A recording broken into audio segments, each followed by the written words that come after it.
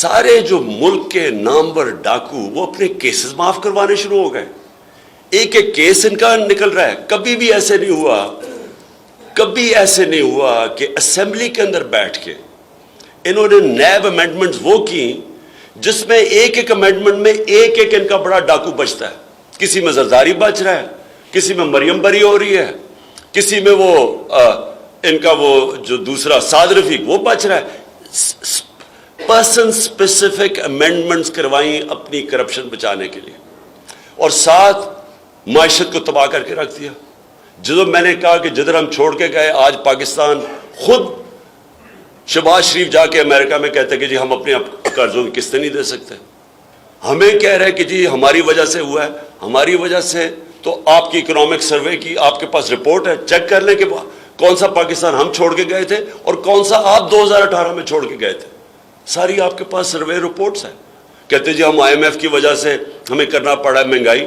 تو 2.5 سال تو ہم IMF کے پروگرام میں تھے. انہوں نے کہا جی عالمی مہنگائی ہے. ہمارے دور میں زیادہ عالمی مہنگائی تھی. اصل تو مہنگائی تیل کی وجہ سے ہوئی ہے.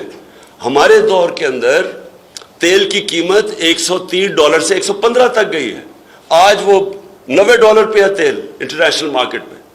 تو آج تیل ڈیزل اور پٹرول کی قیمت دیکھیں, بجلی کی قیمت دیکھیں, ہمارے دور میں دیکھیں کون سی قیامت آ گئی تھی.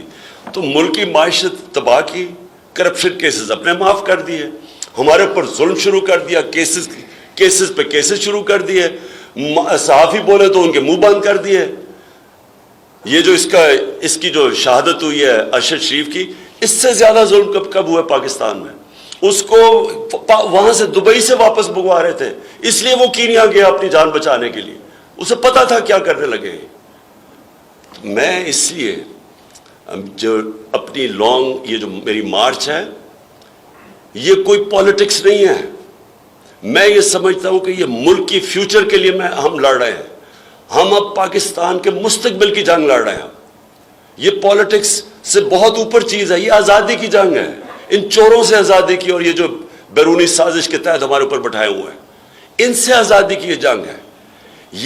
اب یہ جو جہاد ہے یہ فیصلہ کرے گی کہ پاکستان نے جانا کدھر ہے.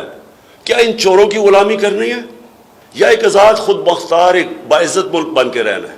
یہ تو اس کا فیصلہ اب ہوگا. ان کے نیچے یہ ہمیں سمجھتے ہیں جو کہ ان کے اور ان کے ہینڈلرز یہ سمجھتے ہیں کہ ہم بھیڑ بکری ہیں, کہ ہم یہ جو مرضی فیصلہ کریں گے, ہم اگر انہوں نے چور اوپر بٹھا دیے تو ہم ان کی غلامی کریں گے.